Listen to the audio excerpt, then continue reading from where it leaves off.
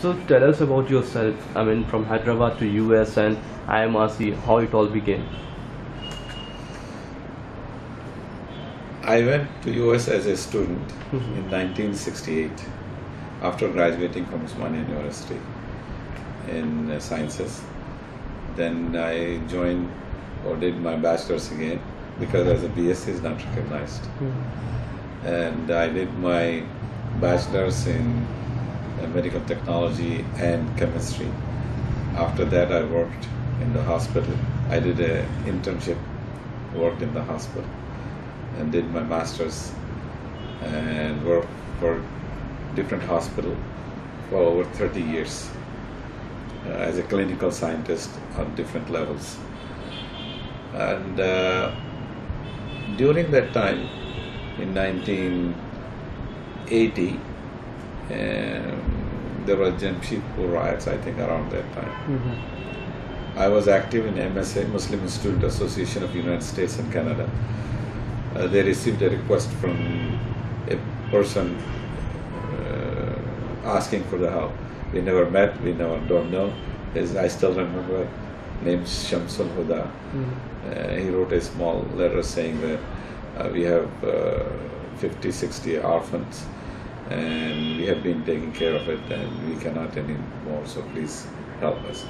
So that assignment was given to me by the MSA president, and we tried to mobilize the help, and that was the first project we did.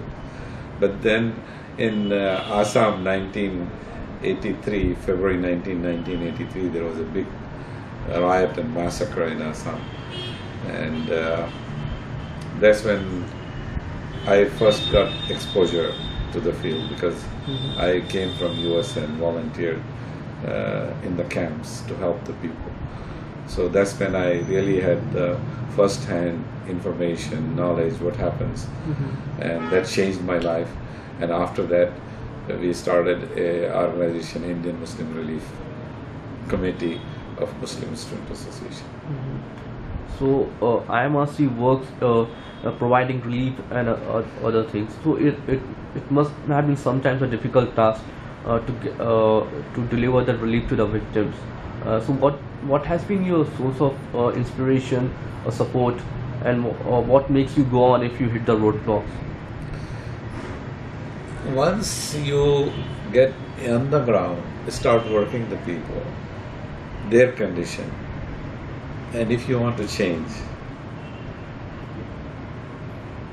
the satisfaction you get by helping some people, that's what makes you going. And also, once you have made the commitment that if you want to help the people who are in desperate need, whether it's a man-made disaster or a natural disaster, in both cases, there's a huge human suffering.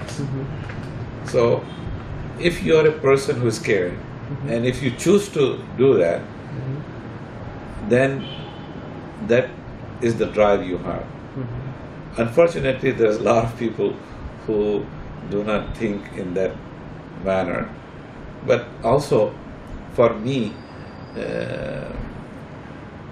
service to the humanity is service to the God, basically.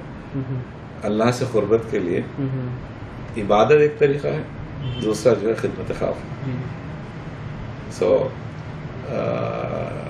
if we want our salvation, if we want, this is, to me, is like a ibadah in another way. I'm not replacing it. जो नमाज पढ़ना है वो फर्ज है अपनी जगह, but at the same time, many places in the hadith and in the Quran, there has been instructions. Basically, जो आप अपने लिए चाहते हैं अपने दूसरे भाई के लिए भी वो करो. So how do you do that? For your neighbors, for your friends, for your family, for your village, for your town, for your country. That's how we have to think, and that's how. Especially if you look at the condition of the Muslims, it is it's pathetic. I'm sorry to use that word, but in 60 years, you all know, we all know, after such a commission report is documented, that we have the worst economic, education, all this condition. And partly government is also responsible, not providing fair and equal opportunities.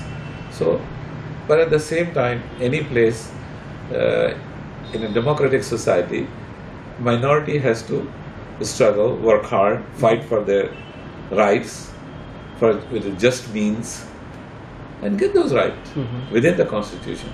India's constitution is one of the best constitutions. It is even better than United States constitution. That is the only constitution I know which gives the right to food, right to education. It's on the paper, but is it on the ground? No, it is not. We know that, and for that you have to work. Alright. So you have quit your job and doing full time for the IMRC right now. So, Yes, I did that almost 15 years ago. So was it a difficult decision to take? Yes, it was a difficult decision. It is always difficult. But I had my children. I have 4 children, and 3 of them were already graduated, working, settled. Okay. My youngest was in college, and during this time, alhamdulillah, I had the opportunities or the financial stability, so I don't have to work for my paycheck. I could live without it. Plus, my wife is also supporting me. She's a clinical scientist, so that helps. So I said, it's time for me to move on, do something different. So you have your family support with you. Yes, for any social work of this kind, you cannot do without the family support, especially your wife. So if you get married, make sure your wife is on the same wavelength, that she's going to support you. Otherwise, you cannot do it.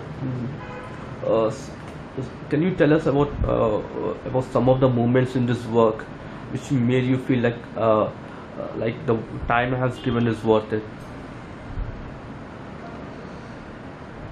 This question is irrelevant to me, because what we do today, results we may not see today. For example, when we establish hospital or university or schools, it takes a long time to establish these things. There are 2 kinds of projects you do. One is relief, giving food for the hungry. Just like, for example, last week I was in Kashmir. When you see the people during the night below 0 degrees and they don't have warm clothes, and you give them that warm clothes, the smile on their faces, the unspoken words, that gives you immense satisfaction. So how has this work impacted you personally? Personally, I guess I gave my profession up at the height of my career, when I was making the most money. When I became the senior scientist, and also more exposure and so on. But at the same time, this is something I wanted to do. This cannot be imposed. People cannot do it unless something which you want to do. So this I had made up my mind that I wanted to do. This is something which satisfied me. Or like some people, it is good to have ministry, a lot of money, or whatever. So what is self-satisfaction? That you feel accomplished, you feel secure, you feel that you are doing what you like to do. So all these things matter.